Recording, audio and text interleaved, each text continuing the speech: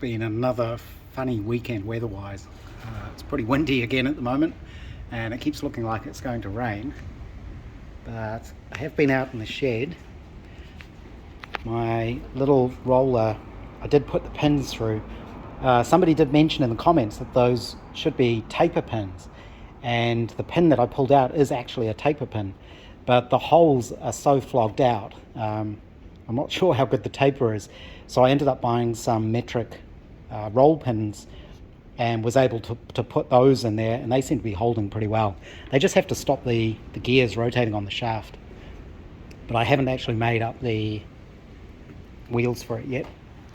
I've been working on the Riley, so doing more off the floor. I mocked up the firewall, or the bottom half of the firewall, from cardboard. So the way I do this, I've done this for a couple of things now, is I do it in sections and then hot glue the sections together.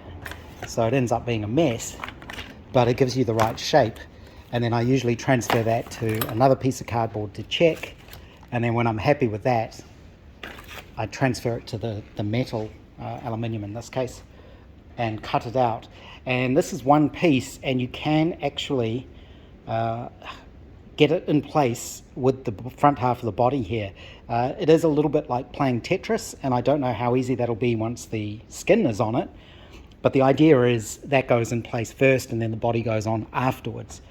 But it is nice to know that if I really had to, I could actually remove this without taking the body off. So in order to get that to fit, I made up these little angles. So these are made from aluminium bar or aluminium flat, sort of 2-inch wide, 1/8, 50mm by 3mm. And I had to anneal it to bend it. The first one I didn't anneal it, and it just cracked along the bend. So I annealed it and then bent it, got it to the correct angle, and I put it on the bottom here because this is a flat panel, but the chassis is actually curved here. So unless I curved that panel, which was going to be a bit of a pain, it would have been doable, I just put it on the bottom, so it's actually only touching here, and it's not even touching at the bottom. And when I assemble the car, I can put a little bit of weather strip or something underneath there to take up that gap. And I finally got to use my Clecos. I've had those for quite a while and never actually used them. They were living in a drawer, and I'd completely forgotten about them.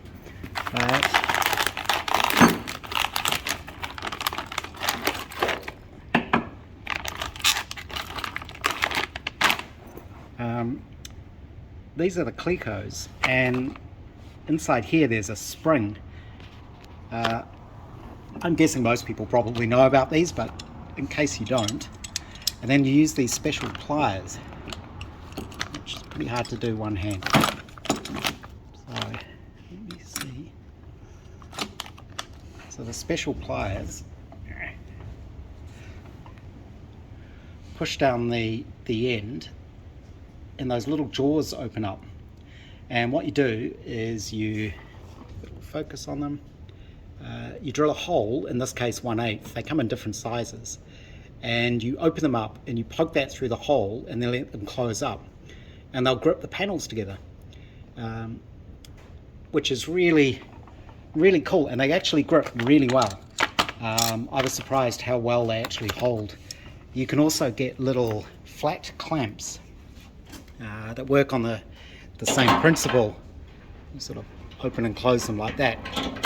So I've just got them on the bike at the moment. But those, like I say, work really well. The reason they're only Clecoed at the moment is because I want to rivet those, and I'd prefer to use solid rivets, not pop rivets, if I can find some. So for now, that's all just held together temporarily, and this is going to be screwed onto here, or bolted rather. Of course, I had to cut a big slot for the steering column. I think what I will do is make a U-shaped piece here, because I got this a little bit big, and I'll make another piece that goes over this, and I will put a piece of leather in there to fill up that gap, a sort of gaiter, but still, that should still allow you to move the steering column up and down if you need to, although I think once it's set, I have got a little bit of adjustment in it. There is this here, but I think once it's adjusted, I'm probably never going to move it again. And of course you need a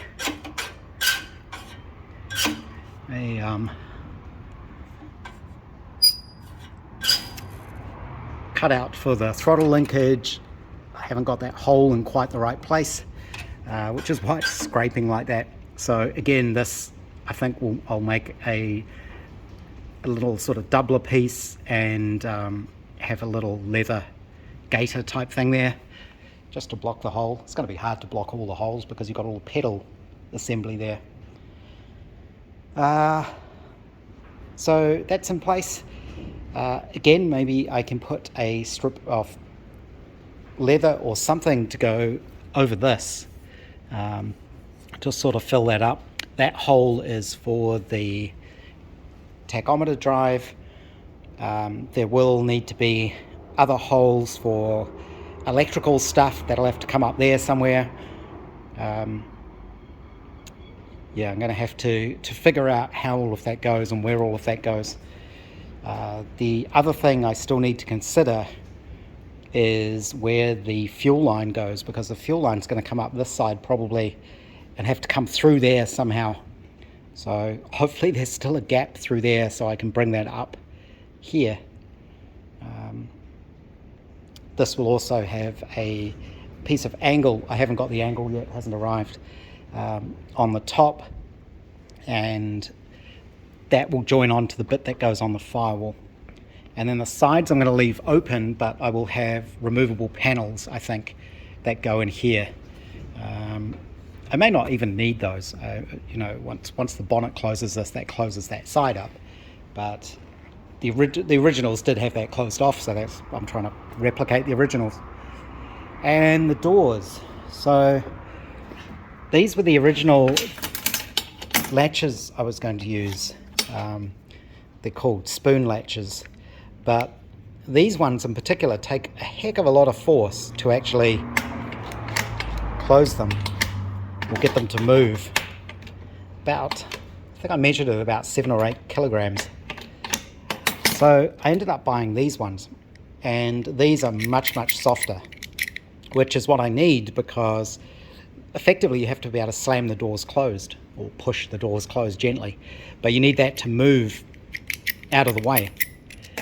So I bought these. They use a hex key. It's actually just a 6mm, that's just a 6mm Allen key, but I can get some 6mm hex bar. And what I will do is the original doors, the original fittings, the handle is actually up here because there's no room here for a handle.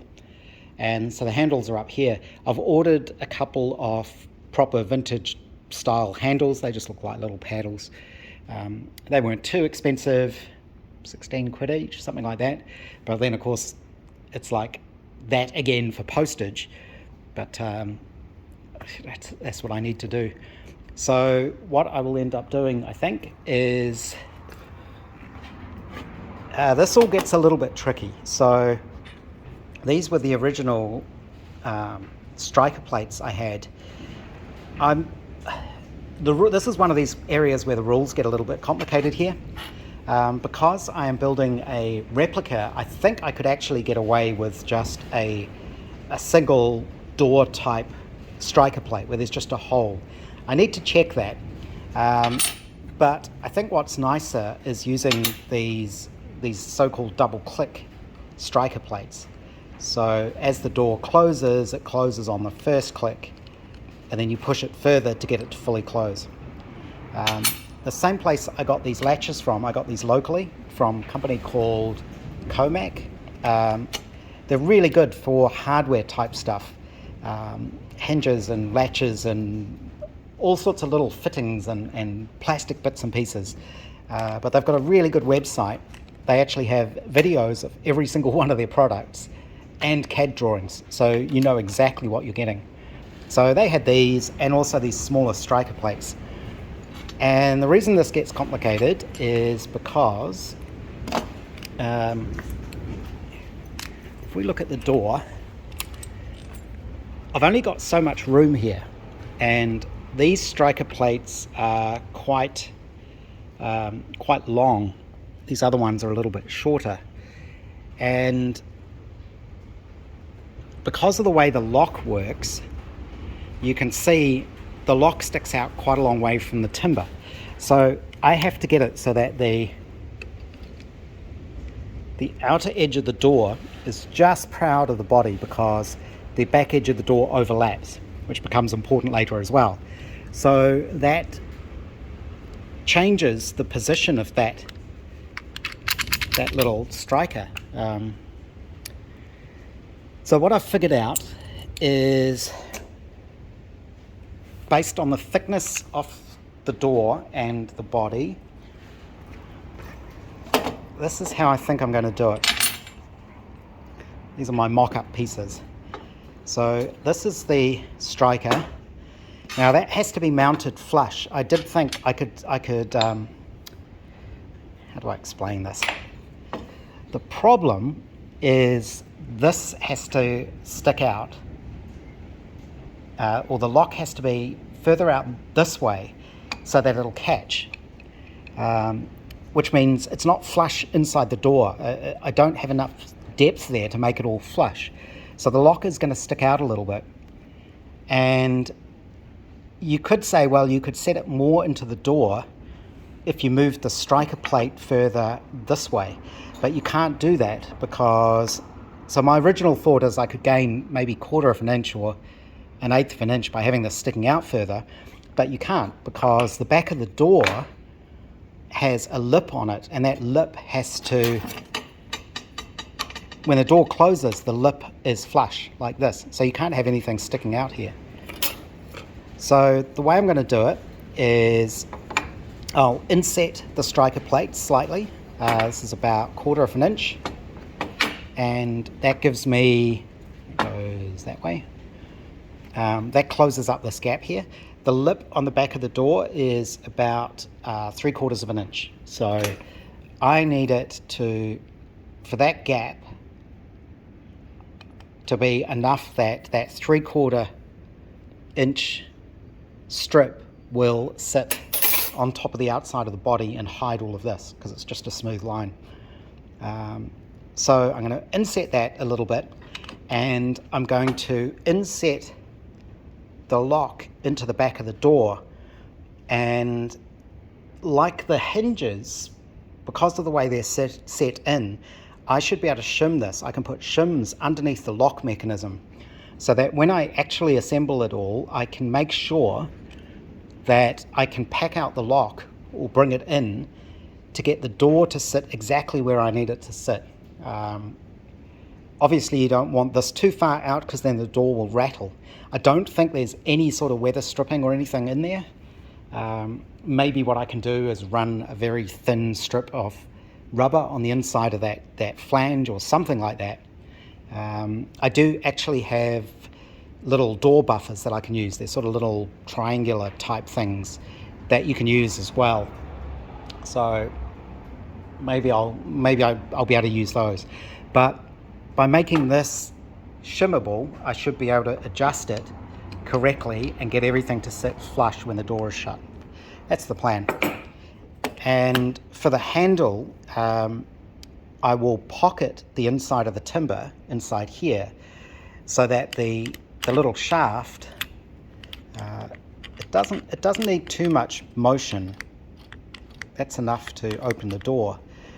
So that will be pocketed so that the actual shaft comes out here, and then there needs to be a little arm on it, obviously.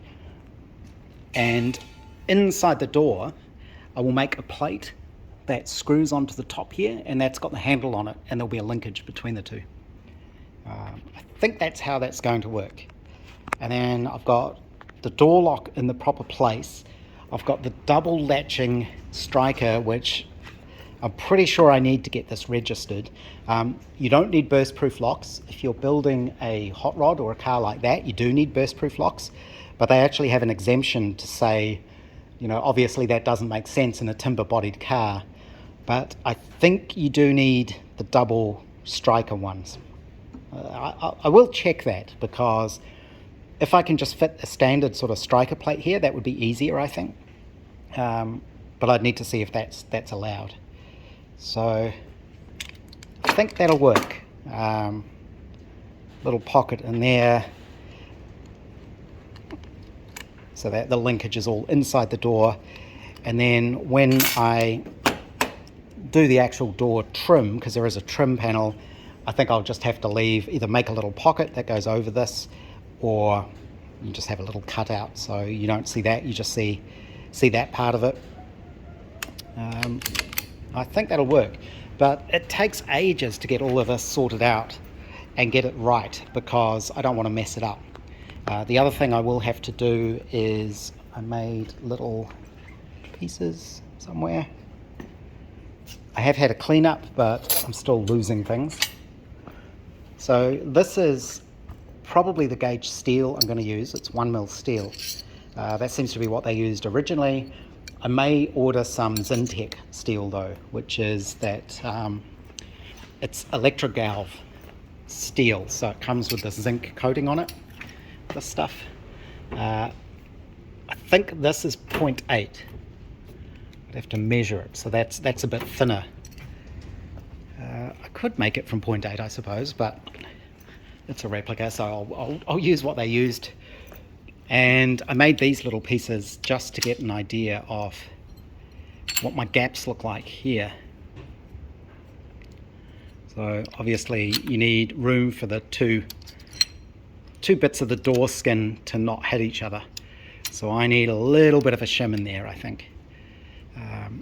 And when I shim that, it's going to move the whole door this way. So I may end up having to trim a little bit off the back of the door for my gap there. I can't trim this because that's part of the frame. So if I cut that off, then this bit would be too short. But I can trim the back of the door, and if I need to, I can set another piece of timber in here, which I think I'll do anyway. I'll probably cut a piece to fit sort of a little triangle piece, a little piece with triangular corners to fit in there. That'll leave all this space free inside and have room for that little arm. So that's the plan so far. And the fit isn't too bad. So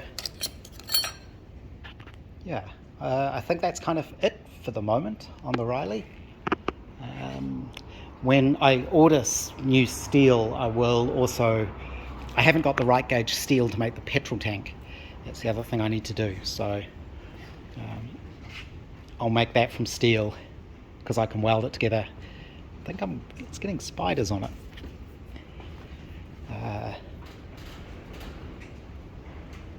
So yeah, sort out the doors. Once I've got the locks figured out, because that means working on the door and the body here, then I think I can stain Metal X protect, and then stain the back half of the body and the doors. I think that's where we're at. So it kind of gives you an idea of the firewall. It's quite hard to get it the exact right shape around the gearbox.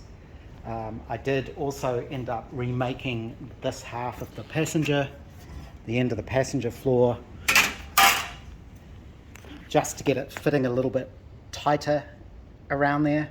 The gaps were a little bit big. So,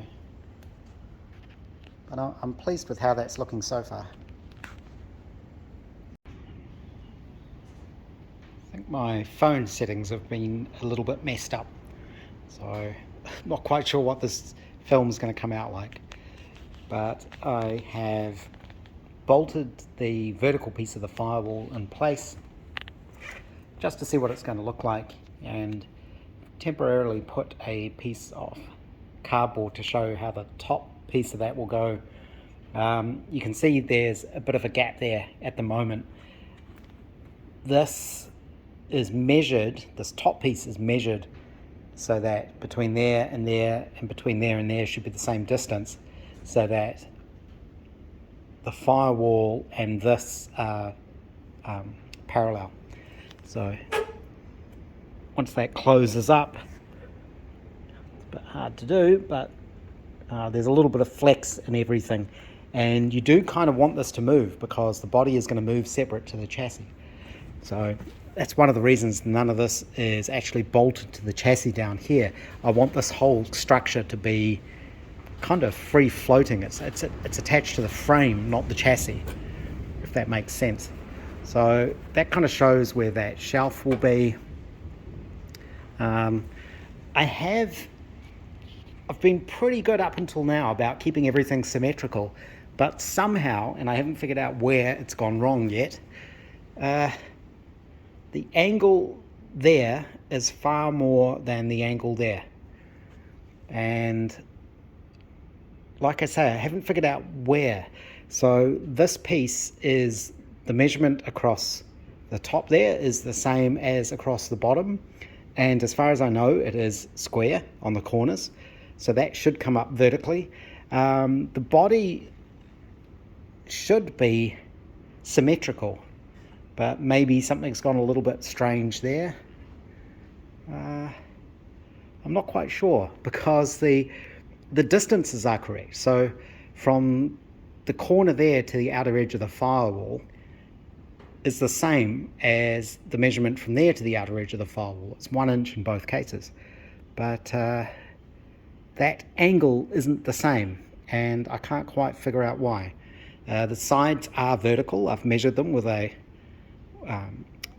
actually measured the angles and measured them with a level, so that's all correct. It doesn't really matter, but it's just interesting. So like I say, I've been really lucky up until now, keeping everything pretty much straight and square. So I've got to keep looking into that and see if I can figure out where it's gone wrong. If these corners weren't square, that would explain it. If that, instead of being a rectangle, it kind of shifted and become a trapezoidal type shape, but it hasn't. The other thing that's important is,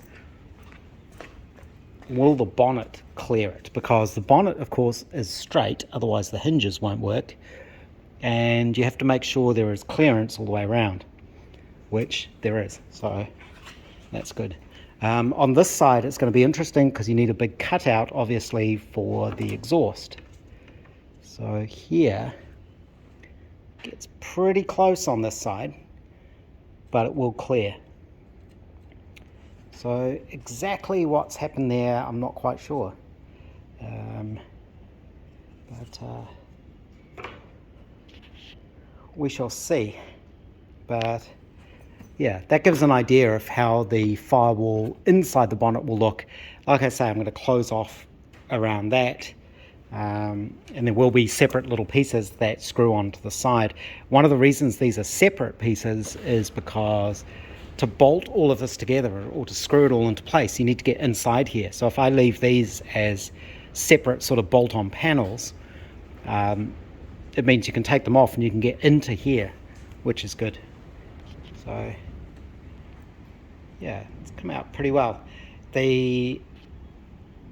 This vertical piece, you can actually fit it in place without taking the body off. And that is when the skin is on as well. You should be able to do it. I was very careful. I tested to make sure that, yes, even with the skin on, you can get that in and out without taking off the body. Hopefully I never have to do that because it's a pain in the neck, but it is possible.